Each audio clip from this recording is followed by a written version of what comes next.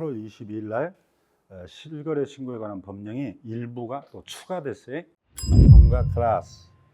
우리가 부동산 거래 신고할 때 법인이든 개인이든 신고서에다가 공통적으로 기재해서 신고할 내용이 있었죠.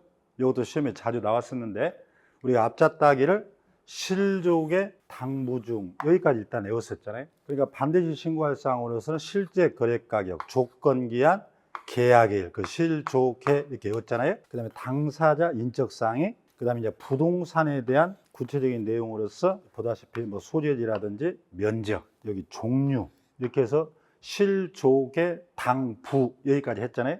그다음에 계공이 계약서를 작성 교부했을 때는 계공에 대한 인적 사항 등을 신고하게 돼 있죠. 여기까지가 실족의 당부 중이었어요.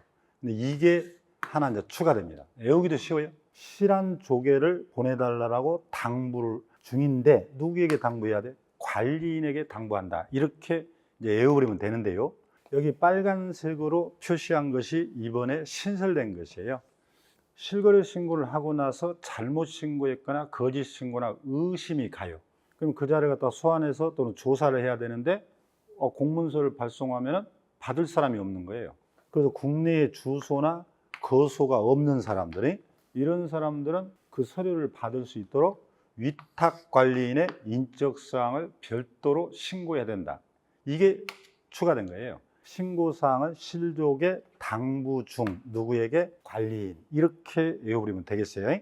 그러니까 만약에 매수인이 외국인이었어. 외국인들도 대한민국에 부동산 많이 취득하니까요. 체결일로부터 30일 내에 이제 신고를 해야 되죠. 출입국 관리법에 따라서 등록이나 거소 신고를 했더라도, 신고했으니까 주소지가 명확하죠. 그런데 체류 기간이 잔금 지급일로부터 60일 이내에 끝나버려요. 나간다는 거죠. 그러면 너희들도 위탁관리인의 인적사항을 신고하고 나가라. 이렇게 된 거예요.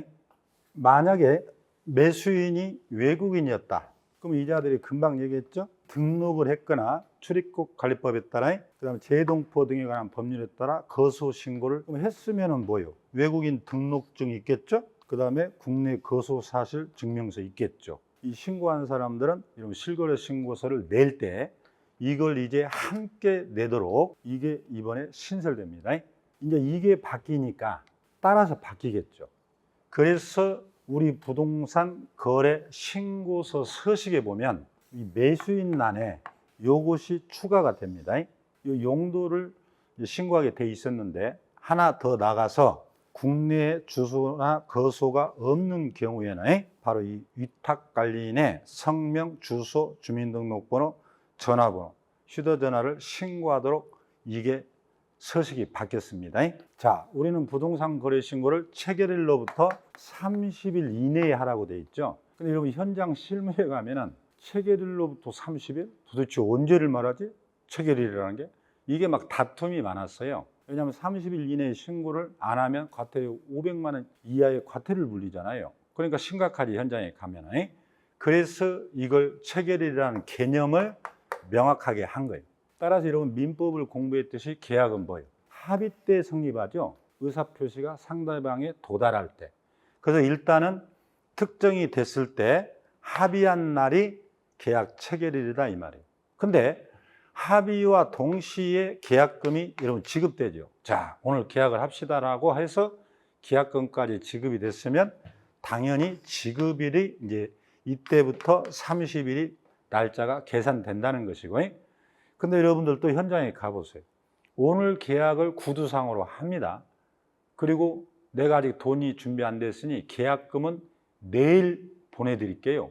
또는 모레 오전 10시까지 보내드릴게요. 이런 경우가 많아요. 그러면 이때는 언제로 해야 할 거냐? 이런 얘기죠.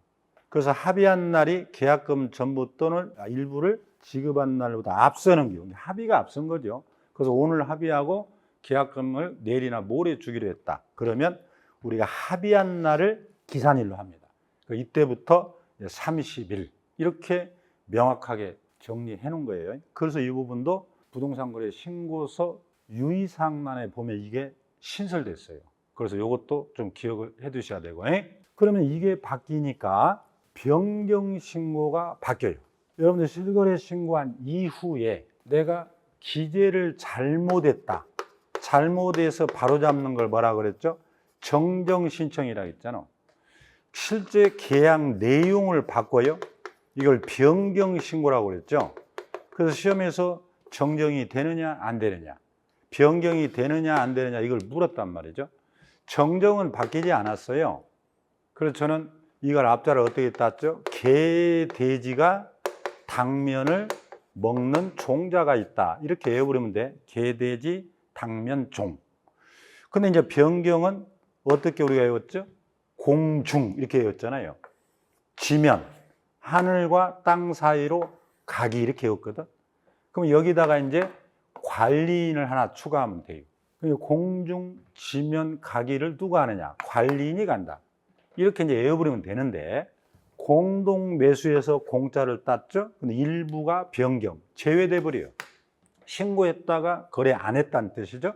다수의 부동산을 거래해서 신고한 이후에 그 중에 하나의 물건을 거래를 안 했어. 이런 경우는 변경이 됐죠.